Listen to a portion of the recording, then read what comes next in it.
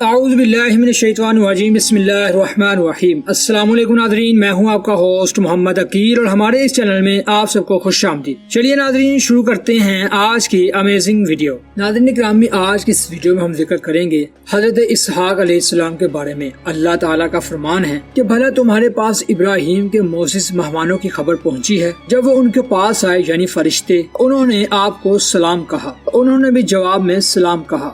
ایسے لوگوں کو نہ جان نہ پہچان، پھر بھی اپنے گھر جا کر ایک بنا ہوا گوشت لائے، کھانے کے لیے ان کے آگے رکھ دیا۔ کہنے لگے کہ آپ تناول کیوں نہیں کرتے، اور دل ہی دل میں ان سے خوف معلوم کیا۔ تو انہوں نے کہا آپ خوف نہ کیجیے۔ تو انہوں نے ان کو ایک دانش مند لڑکے کی پیدائش کی خوشخبری بھی سنا دی۔ تو ابراہیم کی بیوی چلاتی آئیں تو انہوں نے کہا ہاں، انہوں نے یعنی تمہارے پروردگار نے یوں ہی کہا ہے، اور بے شک وہ صاحب حکمت ہے۔ یہ فرشتے تین تھے، جبرائیل، میکائیل اور اسرافیل علیہ السلام تھے۔ جب یہ حضرت ابراہیم علیہ السلام کے پاس تشریف لائے تو حضرت ابراہیم علیہ السلام نے دیکھتے ہی ان کو مہمان سمجھا، لہذا پھر ان کے ساتھ مہمانوں والا برتاؤ کیا اور ان کے سامنے انسانوں کے کھانے والا کھانا پیش کر دیا۔ لیکن ابراہیم علیہ السلام نے دیکھا کہ یہ تو کھانا ہی نہیں کھا رہے، کیونکہ ناظرین ہم سبھی جانتے ہیں کہ فرشتوں کو تو انسانوں جیسے کھانے کی ضرورت ہی نہیں، کیونکہ فرشتے تو انسانی حاجتوں سے فارغ ہیں۔ تو حضرت ابراہیم علیہ السلام نے ان سے خوف محسوس کیا۔ فرشتوں نے ان سے کہا کہ ہم تو قوم لوط کی طرف بھیجے گئے ہیں تاکہ ان کی طرف ہم عذاب برسائیں۔ اور اس وقت حضرت سارہ علیہ السلام بھی مہمانوں کے صالح کی طرف کھڑی تھی، جیسا کہ ارد کے ہاں مہمانوں کی طرف سے یہ رواج تھا۔ تو حضرت سارہ علیہ السلام نے یہ خوف کی خبر سنی تو ان پر خوف کی کیفیت طاری ہو گئی، اور ایسی آواز نکلی جس پر فرشتوں نے ان کو دوسری خوشخبری سنائی تاکہ ان کا غم ختم ہو جائے۔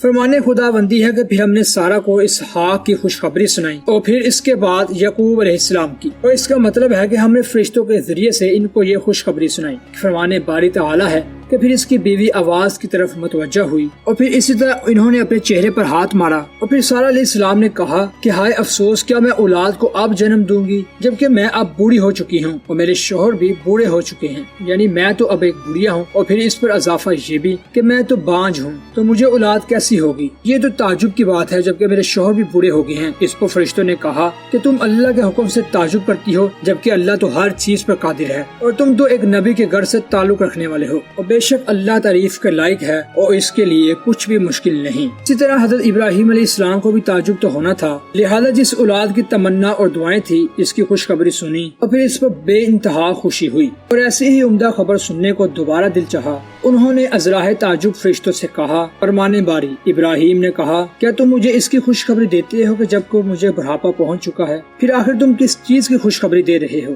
فرشتوں نے کہا ہم نے آپ کو حق کے ساتھ خوشخبری دی، لہٰذا آپ مایوس ہونے والوں میں سے نہ ہوں۔ اس طرح فرشتوں نے دوبارہ حضرت ابراہیم علیہ السلام کو خوشخبری دی، اور یہ اسماعیل کے بھائی حضرت اسحاق علیہ السلام تھے۔ اور حضرت اسحاق علیہ السلام کے بارے میں اللہ تعالیٰ کا فرمان ہے کہ ہم نے پہلے اسحاق کی خوشخبری دی پھر یعقوب علیہ السلام کی خوشخبری دی۔ اس سے بخوبی معلوم ہوتا ہے کہ حضرت ابراہیم علیہ السلام اور حضرت سارہ علیہ السلام اپنے بیٹے سے بخوبی نفع اٹھائیں گے، اور پھر اسحاق کے ہاں یعقوب پیدا ہوں گے تاکہ ابراہیم اور سارہ کی زندگی میں تاکہ وہ دونوں ان سے اپنی آنکھیں ٹھنڈی کر سکیں، ایسا کہ انہوں نے اپنے بیٹے کے ساتھ آنکھیں ٹھنڈی کی۔